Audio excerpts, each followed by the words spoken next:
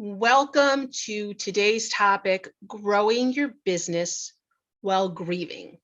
I'm Kim Kasparian, and this is my Conversations with Kim series.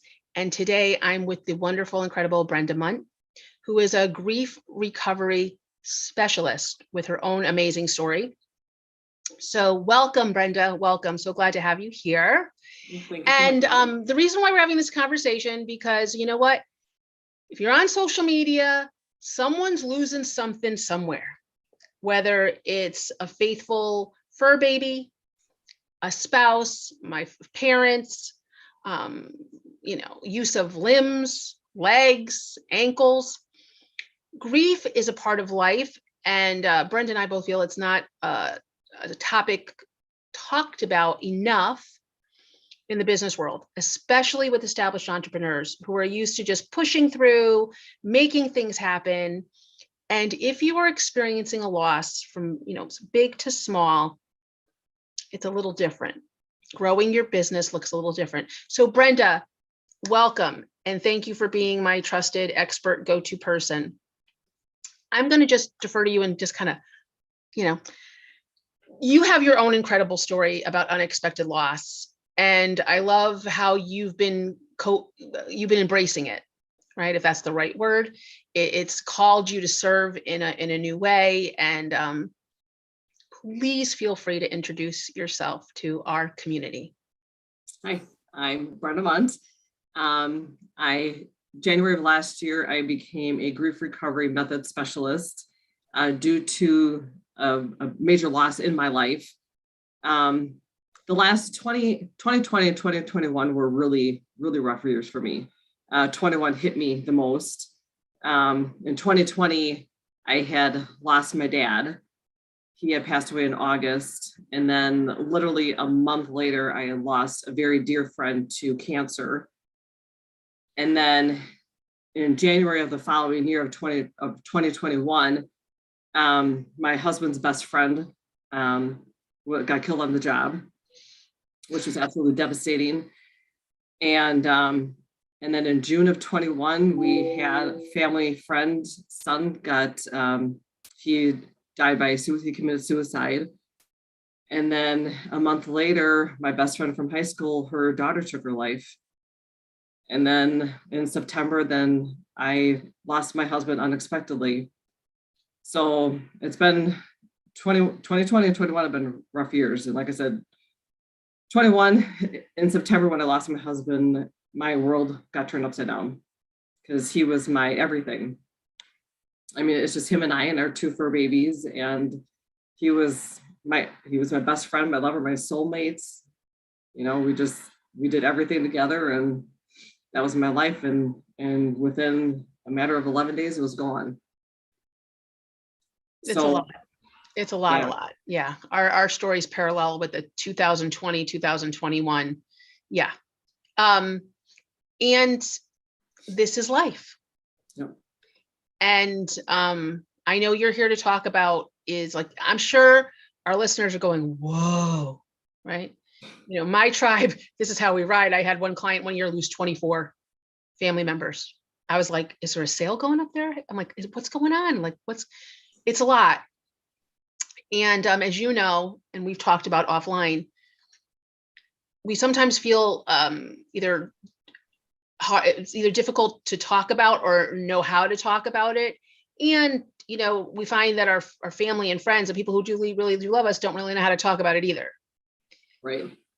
So can you talk a little bit about the journey that you went through and how it called you to become a counselor for those who are experiencing losses like ours? Sure. Yeah, I had, I knew very quickly, and because I'm into personal development and personal growth and all of that. And I knew quickly, and I'm very fortunate for that I knew I needed help. I knew that I needed to do something, and I was actually scrolling through Facebook, and I like to say that I don't like saying I just came across it. I like saying it found me. Because I truly do believe that. And so the grief recovery method And there was just something about it that kind of spoke to me. What And what spoke to you? I think for one, it's evidence-based. And then the authenticity of the son of the founder of the Grief Recovery Institute. So then I had reached out, and then I had a Zoom call with the son of the founder, because the founder had passed away, and or one of the founders, I should say. And then just real open, like I said, real open and authentic about what they offer. It was just no pressure. It's kind of like either you feel this is going to help you, or you feel it's not going to. And it didn't take too much to give me some thought on it at all. And then I literally just jumped in with both feet, because I felt it was the right thing to do. And I'm glad that I did. It was 4 days of very intense. It was an intense workshop and intense training for me, going through the program myself, and then along with the training to become a specialist to turn around and help others. And so it's like, when I'm sharing this, going through the program with other people, I've been there. I've went through all those steps, and how you really need to be open and honest with your feelings and the pain that you're feeling from whatever loss you occurred. What can you share? You use the term evidence-based. Not everyone might not know what that term means, or what is so special about that term. What was it about evidence-based? Like, what is evidence-based, and why was it so special for you? Why was that important? So for them, like, the evidence-based is, them actually kind of working with the people, and then getting the studies from those people on their recovery, and before they started the program, and then after they were done with the program, on how basically how they felt after that, and how complete they felt with their loss after going through the program. Okay, so they had measurable, tangible results about how the program actually moved people through the grief process. Correct. Okay. Correct. What do you think is something that people misunderstand about grief, or don't quite know, even when they're like actually experiencing it? What are some of the misconceptions about grief in your experience and in your training? I think a lot of people, and I was guilty of it as well, it's the whole got to be strong kind of thing. Yeah, so let's talk about that. You got to be strong. Got to be strong. What does that exactly mean? Right? Exactly. What does it mean? And I'm sure, like, for a parent, like, if you have a husband and wife, and say they lost their spouse and they have their children, they feel they're going to need to be strong for their children, to put on that, the don't cry, because strong people don't cry. But I feel that I get that to a point, but it's also like, you just lost a significant person in your life, and your children need to be able to see that pain is real, and you need to be able to process that pain, because they're feeling it too. They're feeling it too. Yeah. And I feel, like I said, I'm not an expert or anything, but this is just from my experience, and from, the books that I read and everything. It's like, if you need to process your own pain and kind of help move yourself forward, to be able to turn around and help your children as well. Mm-hmm. So just kind of like we're going through other things, it's kind of like how they always tell us that it's like, you need to take care of yourself first to better be able to care for others. And we hear that all the time, right? We hear that at every self-development seminar. We hear that when we're on the airplane. We hear it, but it's one thing to hear it. It's another thing to internalize it. Yeah. So we had this conversation offline, like, and I know I can talk about my own personal experience with grief. When you have a job, they give you 3 days bereavement. Not that that's enough, but they understand that you are going to be busy and out of the loop, or out of sorts, for at least 3 days, right? Between the wake, the burial, all that. But being self-employed, there is no such there's no HR to go to ask for a bereavement day. So it's a disruption, right? Mm-hmm. It's a huge disruption to the status quo. And this is true. Spouses losing children. I have people in my community, God bless, before the grace of God, I have lost children young children, adult children, fur babies. And I don't know about you guys, but I've had harder times saying goodbye to my fur babies and some of the people in my life. Just saying, the pain is real. And, most recently losing my parents, right, within 2 years, my bestie to cancer, and, at least 4 other family members this past 2 years due to COVID. And it was interesting for me, I don't know how it felt for you, Brenda, not being able to do proper funerals for some of them because we were in shutdown was really freaky deaky. Because it was like, well, I'm not going to a wake today. What do I do? Do I work? Do I sit and do I sit? I don't know what to do. What is it that what are 3 things that you've learned through your journey that you want others who may be actively grieving or they think they've grieved, but they haven't grieved? What are 3 things that you want them to know? What do you want them to know? One would be just to really take the time and really be honest with your feelings and take that time to feel that pain and learn and figure out a way to address that pain. Because and that's one thing I've learned through the grief recovery method, that until we address that pain that we're feeling from that loss, it makes it so much more difficult to be able to move forward. And what does forward usually look like when we say, when we tell them, you got to move forward, you can't stay stuck? What does that really mean to someone who's in active grief? What does moving forward without the loved one, without the fur baby, without the part of you that you used to rely on most? What does that, I want to get into a real conversation with you because you and I are both living it. Mm-hmm. What does that mean from our point of view? I mean, to me, the moving forward is for one, accepting the loss, because I'm sure there's probably plenty of people out there that are having a hard time accepting it. And for me to be able to accept it was also addressing, some of the things that were really painful for me, when I lost my husband, which was, for me, it was a lot of the, I'm not going to have anymore. I didn't get to say goodbye. When I had to take him into the hospital, I didn't get to give him a hug. I didn't get to give him a kiss. I'm not going to have any more anniversaries. I'm not going to have any more trips planned with them, but that I'm not going to the finality, it's like having support or having a way to deal with the finality of the event. Yeah. Okay. And I was having such a very, very hard time with that. And it was just sending me down a nasty spiral, which is why I knew I needed to do something.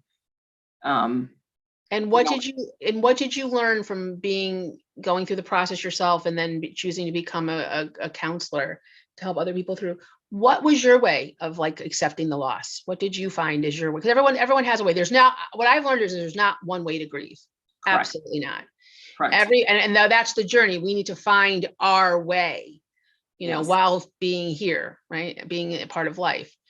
What was one of the ways that you feel comfortable sharing that you found a way to accept? You didn't like it. You still don't like it, but you found a foothold to be present. Yeah. What was your way? For me, the biggest thing actually was going through the grief recovery method program, because of the way the steps that you take to get to the end of the program. And basically, soundbite. You can't tell the whole process, but the sound bites. What were the 3 steps or the 3 phases they introduced to you and said, listen, we're going to help you. Not only are you going to do this, we're going to do this with you. Yeah. So, I mean, we go through, things where we talk about grief and all that, but I would say probably the biggest 3 key things that happened within that program where you really hit the emotional part is one, we put together a loss history graph from dawn of conscious memory to present. So looking at all of that, then it's okay, so then the next thing is the next biggest thing is now we take what is the biggest loss that is impacting us the most. So they call that a relationship graph. And then for me, that was my husband. And then again, starting from the first time we met to current, and then highlighting things, whether good or bad, and then stepping through all of that.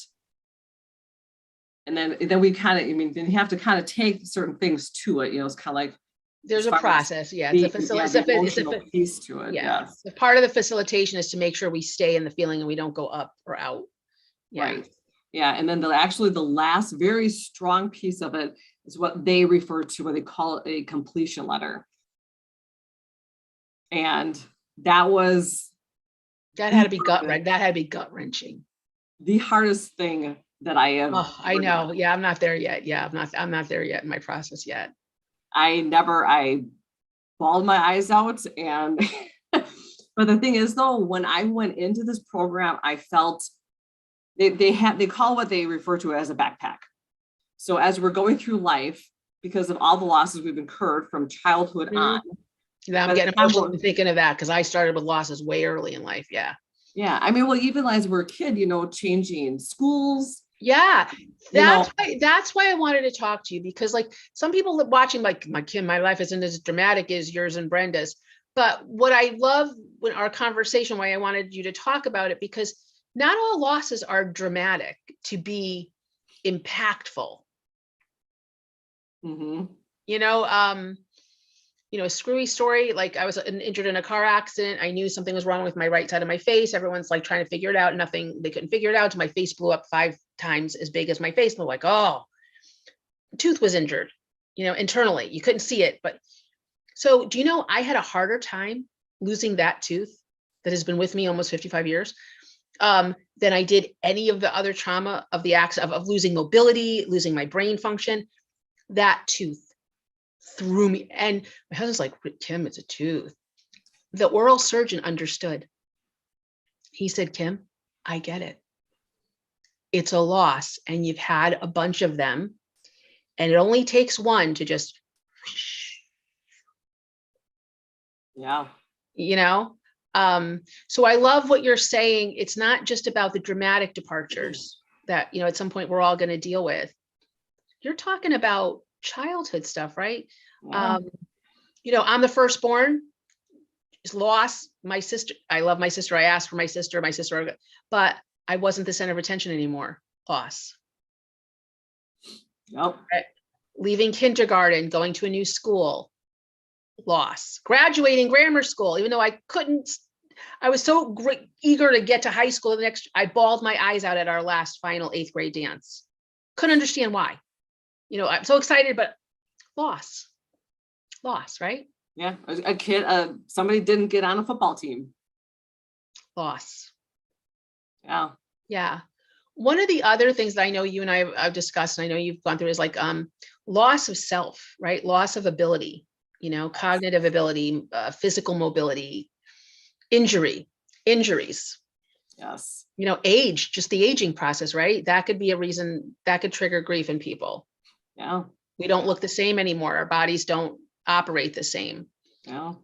What does this have to and people might be watching and thinking, Kim, what does this have to do with business? Like, I understand. Okay, I get it. Life happens, but what, from your point of view, Brenda, why is this so important for business owners to understand that how grief plays a role in their ability to grow their business?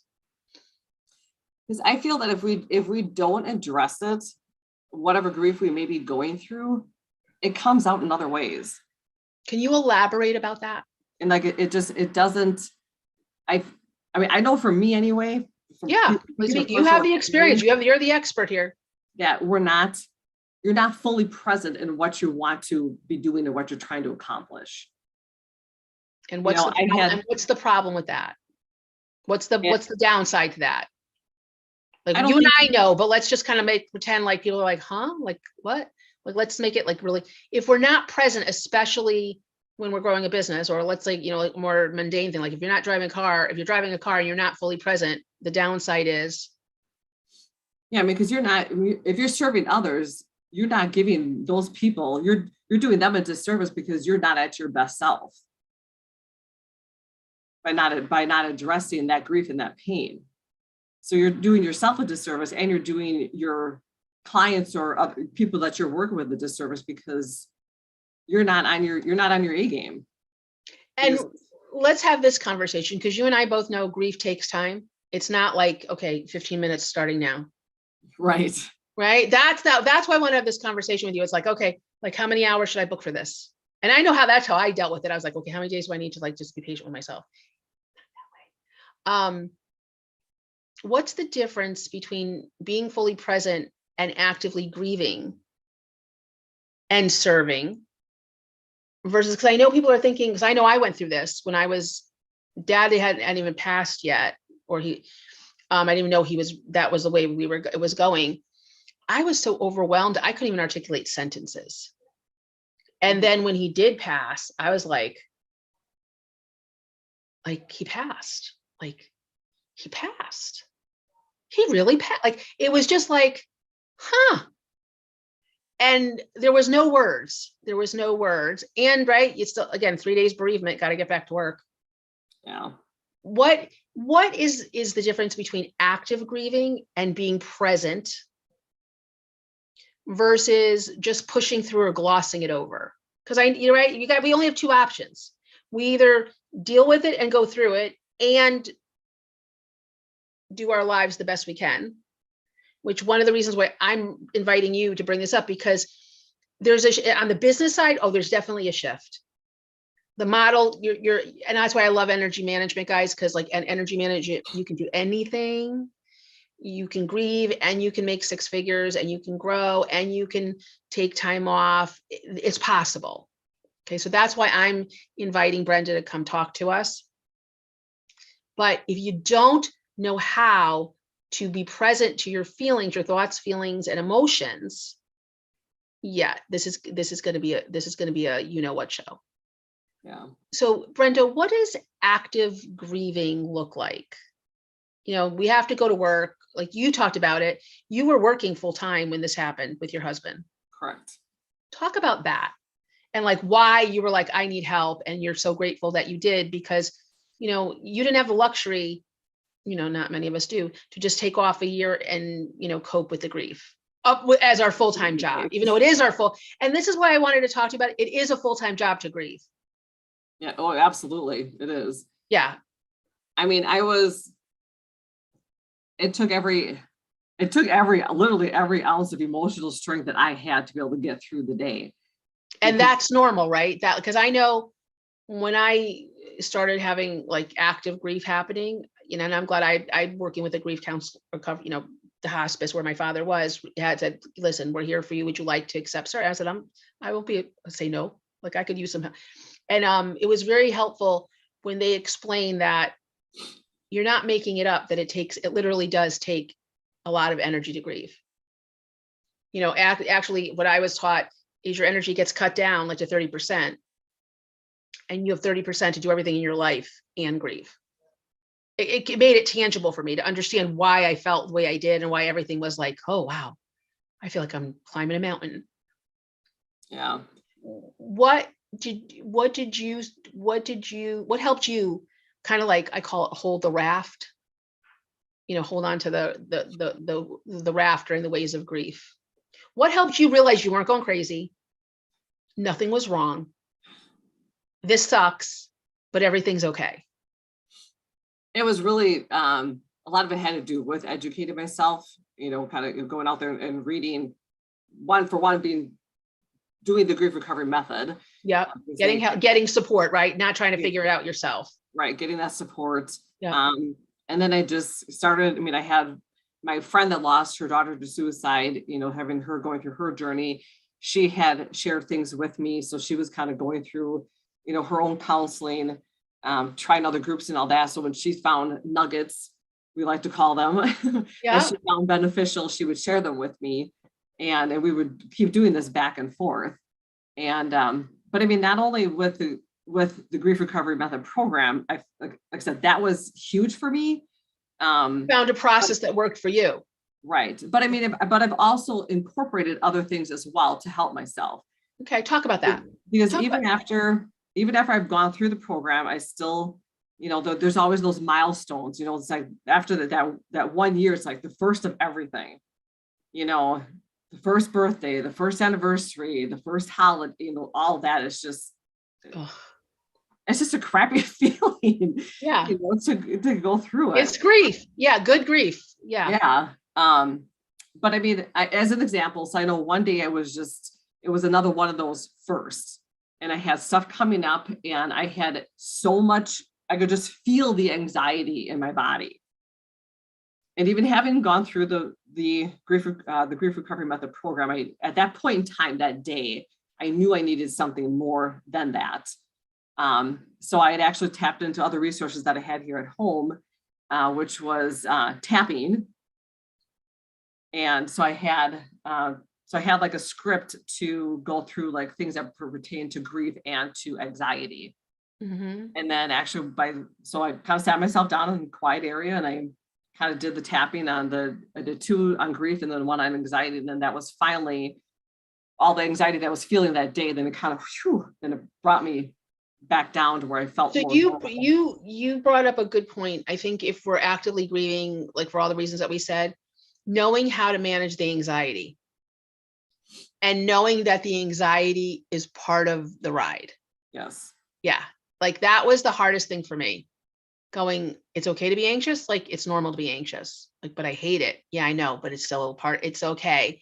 Yeah. And what I love what you're saying is the work is to be able to manage our inner homeostasis and allow those feelings. So that I know about you, like in my family, we used to laugh at my mother. We're like, because she didn't know. We went to therapy. We learned how to do it. She learned how to accept feelings, but it was really like scary for her. And she would just find a very creative, loving way to invalidate all of it, to make it. She was a caretaker, fixer. I got to make you happy. But we used to say, stop. My mother would be like, why? There's a feeling in the room and we don't want you to kill it. She'd be like, oh, come on. But she was a powerhouse lady, a doer, a caregiver, rock star. If you needed something, she would like move mountains for you. But her superpower came from, and also her kryptonite was, she didn't until later in her life learned that feelings were just are, and you got to feel them, and they don't mean it's the destruction of everything that you hold dear. And you don't have to be, you won't be ostracized, right? And like the sky won't fall if you feel a feeling. I don't know about you, but I found, that really is the work. My intellectual abilities, which are stellar, did not help me. Mm-hmm. Did not.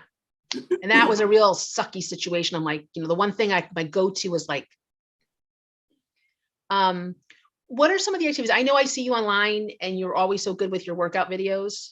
You're always sharing what you're doing. And so I'm imagining, showing up to your workouts and being in that was really helpful for you. Not because you want to look fabulous, which you do, but you needed a place to allow yourself to, I would say, you could say it in your own words, like you needed to feel in a constructive way.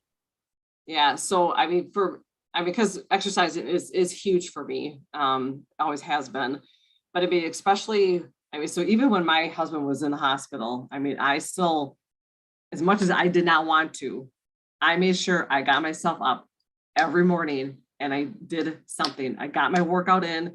It might not have been my best, but I still did it anyway, because I needed that one little thing to help give me that sense of normalness. That's one of our nuggets in this conversation. Yeah. We need something going through all this change and disruption. It's okay. It's important. It's essential.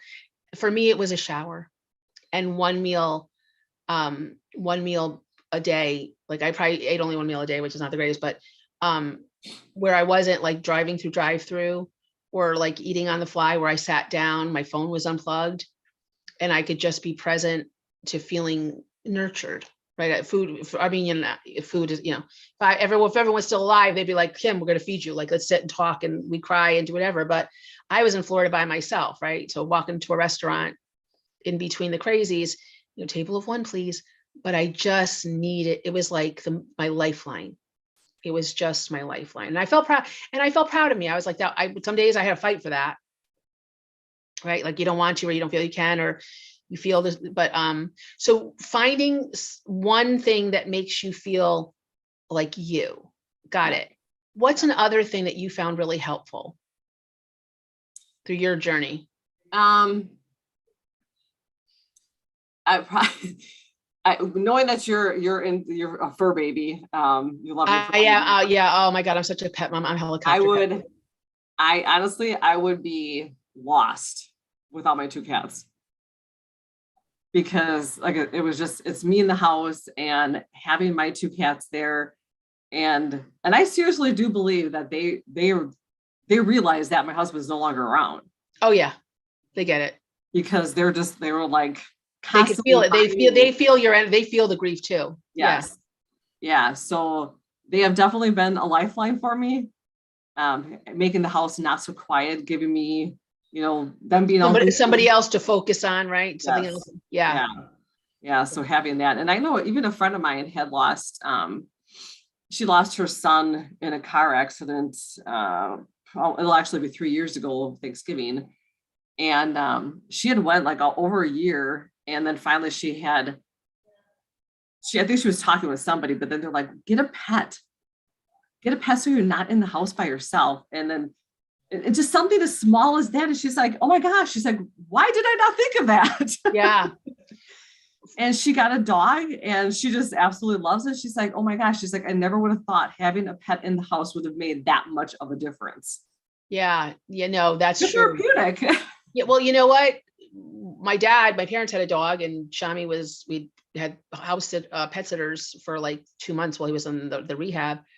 Yeah, there were days if Chami wasn't around, I wasn't, other than going to serve my father and be with my father, I wouldn't have got out of bed. And now we adopted him. I didn't plan on that, but we were going to give him a wonderful forever home, but he made it clear. But I was like, I don't want a dog, but I guess I needed a dog. I guess I needed the dog. Kira is not completely on board with that yet, but she's learning to adjust. But yeah, having something to love and to focus on other than your grief, right? Yeah. Yeah. And you've decided, another reason why we're having this discussion is that this has opened up a whole new world for you as a career, right? You have decided that because of what you've been through and how impactful the grief recovery method has been for you, you not only took the program, you made the commitment to become a certified grief recovery specialist. Yeah? Yes. Okay. So welcome to our side, baby. Like, it's a whole new world, and you're doing it like from the beginning in grief. Yes. Yeah.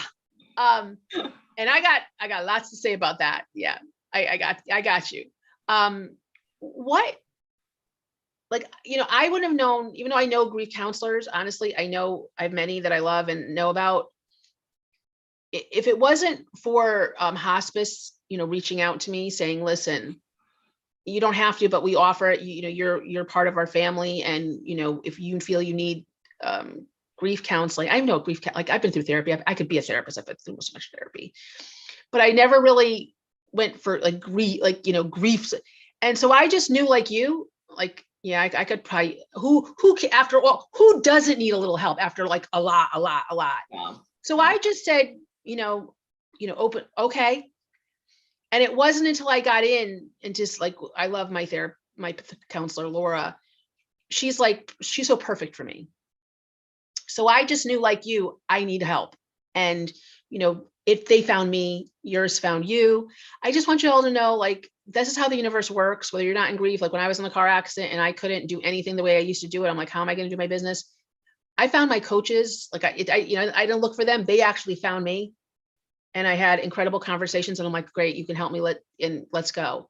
So, I always say, let success find you. So let's receive success.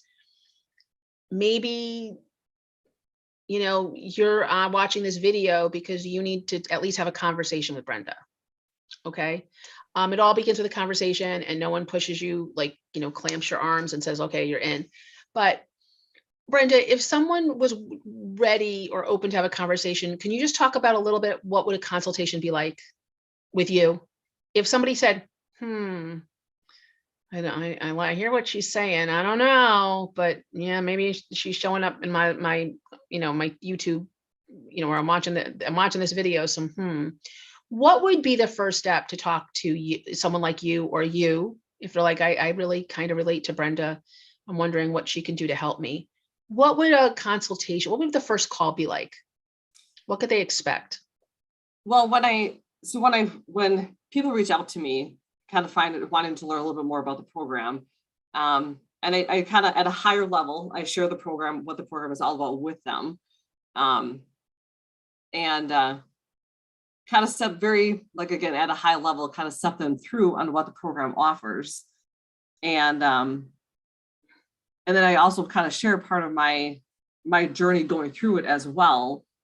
So it's not, so they can understand that it's, I've been there, I've gone through it myself. So I'm not just, it's not like you're not looking at an instruction manual and following. Yeah, it's not like I've read a bunch of books and here you go.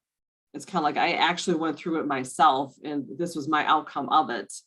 And so I share my story with them to help them give a better understanding of the whole process. But I want to find out where they're at. Because to go through the program, because it's emotionally hard, you need to be real with yourself and you need to be open. You need to be ready to be honest with your feelings. And I'm very upfront about that. And not everyone's ready to do that right now. Yeah. Okay. So talking to you, it's not about like, sign me up, come on in. It's about, listen, let's take a look at where you're at. Yes. There's steps to this process. Working with me begins here, but if you're over here, there's resources for you too. And let's get you started appropriately where you need to go. And if it makes sense, and like you said, they want you to feel called to do the work. Right. You can take the next step if that's what you guys feel is a fit. Right. Yeah. So there's no harm, no foul to just ask and inquire for some guidance on where they are in the process and where it is for them to start. Correct. Yes. Yeah. And in wrapping this wonderful time with you up, what are 3 things that, because you went through the process and you did get the help to actively process your grief, which I know is going to be many, it doesn't end. It's just, right. You just get to do levels of it. What are 3 things that you've been able to do that, if you're being honest with yourself, had you not allowed yourself to be in the process, like what happened that that it was directly related because you chose to ask for help to get with the grieving process? Like, what are 3 tangible things that you can do now that you didn't even imagine you could do before? It could be simple, small stuff, but like, it's just like, what are like 3 tangible things that you couldn't do when you started your journey but because you did take the steps, you did actively do what you were saying, be with your feelings, learn how to be present to them, you can now, even though we're not done, like I know, you've been able to tangibly, like you talked about, tangible evidence-based. What are 3 things that at this point in your process, you've been able to tangibly measure as movement forward? I'm actually having a hard time kind of coming up with 3 specific things, just because I still feel like it's always a work in progress. Yeah. Just baby bites. So, and there are times that, like you said, like, just taking a shower, because once in a while it is something as small as being able to get yourself up out of bed in the morning. All right. So letting success be, I'll help you with the sound bites, because I've been doing I do sound bites for, they come out of my mouth. So letting success be simple, celebrating the small wins, letting a guy can relate to this. Letting a shower to be just as exciting and woohoo as me closing a $15,000 client. That's how I equated a shower. I got as excited about the shower as I did with closing a $15,000 client. I was able to bridge that. So a shower, knowing that you were successful because you took a shower, or that you were able to be present for one moment. That's to me is huge. I would celebrate, like I would say, I'd buy a vowel with that. Yeah. What's something else that you are able to do now that in the beginning you didn't even think was possible?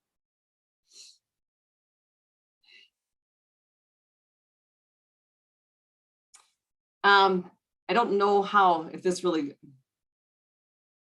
because when my husband passed away, there was like so much that I had to do, which I never thought I was even going to be capable of even doing that. Yeah.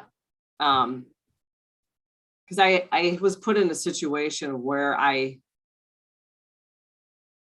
had to sell my house, and I had to go through, and we had a shop that was about the same size square footage as our house that was full of stuff. I can so relate. Yeah. Tools, equipments, vehicles, snowmobiles, you name it. Yeah. And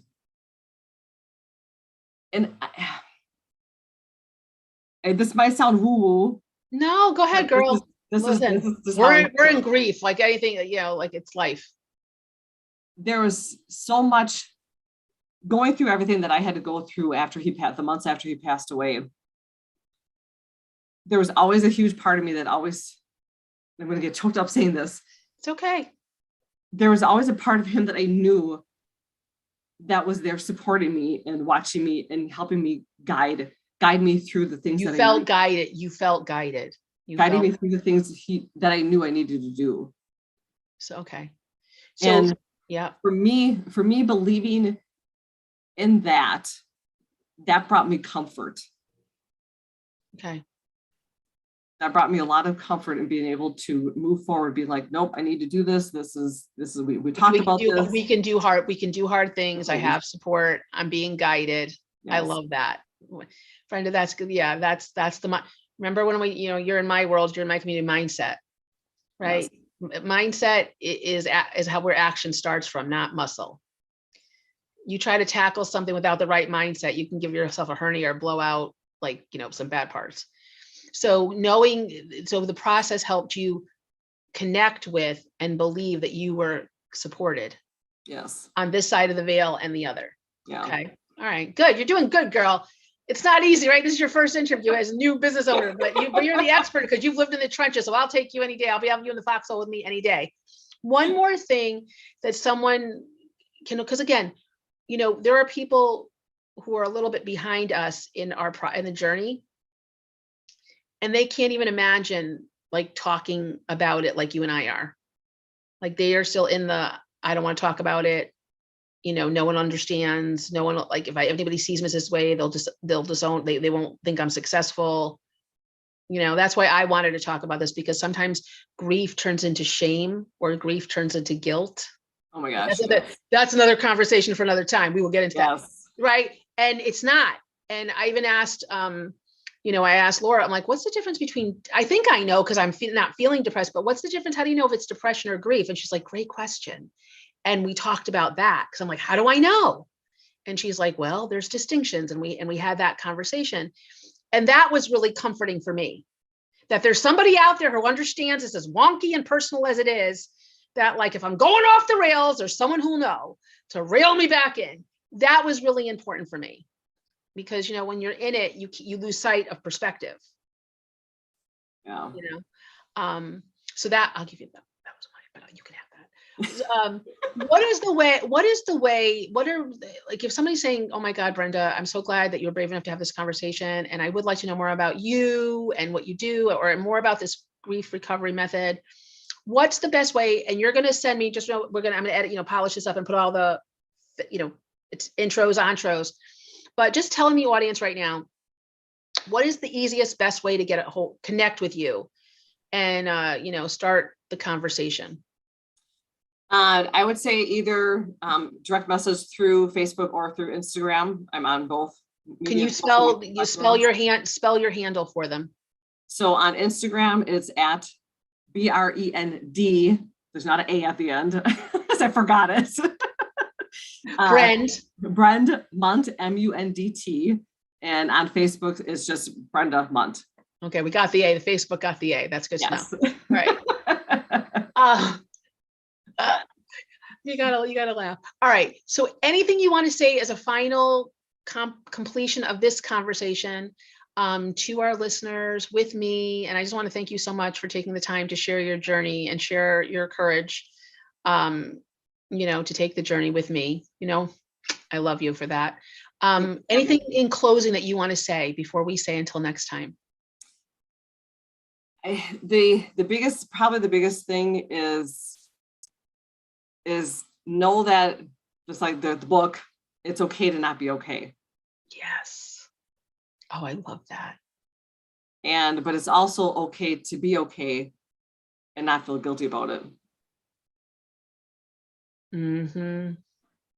Yeah. I feel that so many people they just really try to hold things in, and don't want to let their true feelings show on what they're going through. And I wish more people would just be more open to being honest with their feelings on whatever they're going through.